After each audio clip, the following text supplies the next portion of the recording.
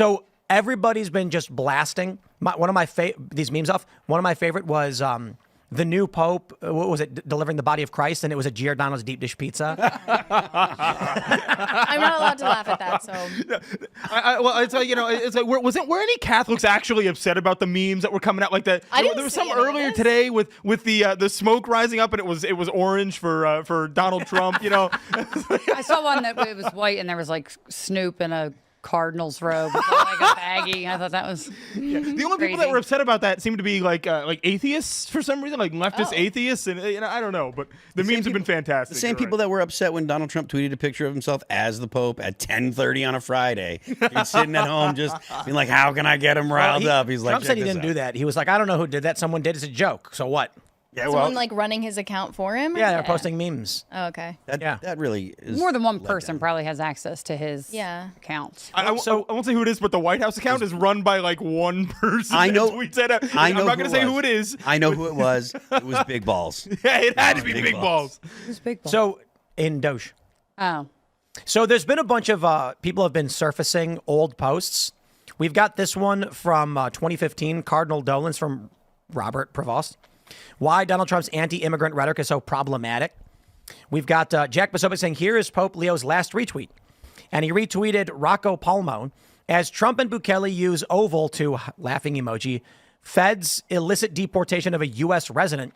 Once an undocked Salvadorian himself, now D.C. Aux Avelio asks, do you not see the suffering?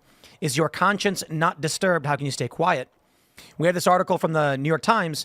J.D. Vance is wrong. The Pope appears uneasy with Trump immigration policies. So a lot of people are saying, this is a woke Pope. We got a woke Pope. What are we going to do? And there's been a few different views of this. Obviously, we've got the Crescentines are loving it. Tweeting out, Dear MAGA, Pope Leo, formerly Cardinal Robert Prevost, demonstrated a strong commitment to supporting migrants, particularly Venezuelan refugees, fleeing economic hardship. He was noted for his special concern for these individuals, emphasizing assistance and integration into the community. He says, here's him saying, J.D. Vance is wrong. Jesus doesn't ask us to rank our love for others. He says the new Pope also posted about Trump's immigration policies being problematic. Additionally, the new Pope also retweeted a post asking how one's conscience can't be disturbed by what Trump is doing. Yeah, you get it. The liberals. I love this. Okay, this one's for the Catholics in the room. Atheist liberals are praising the Catholic Pope, and Catholics are criticizing his past tweets. Some Catholics. Some Catholics. I like Michael Knowles and stuff is like, give it time. We're not praising his tweets, though. No, they're not. They're not praising. Why would they tweets, praise them? But they're praising other things, like that he's a registered Republican, that he, like Mary was telling me, he wore all the traditional regalia. He's super pro-life. Like there's some people that are happy with him that are Catholic.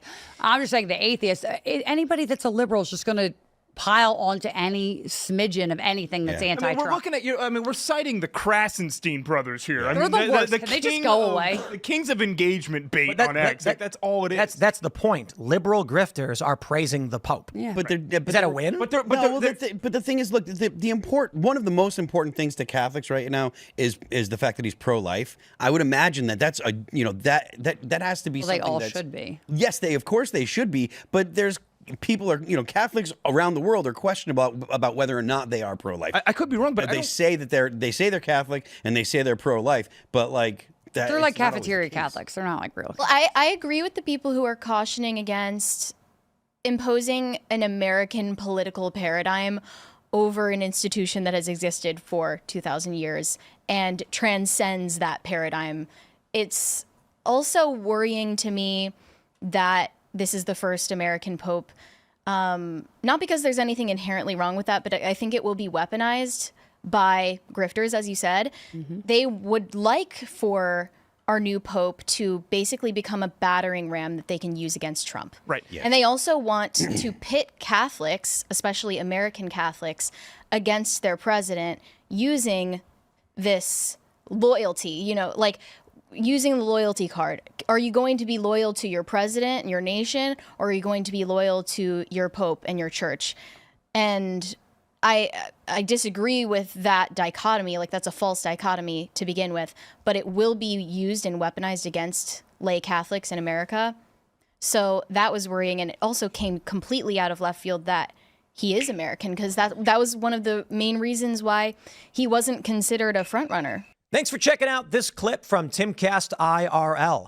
Make sure to watch the show live Monday through Friday at 8 p.m. Subscribe to this channel, and we will see you all there.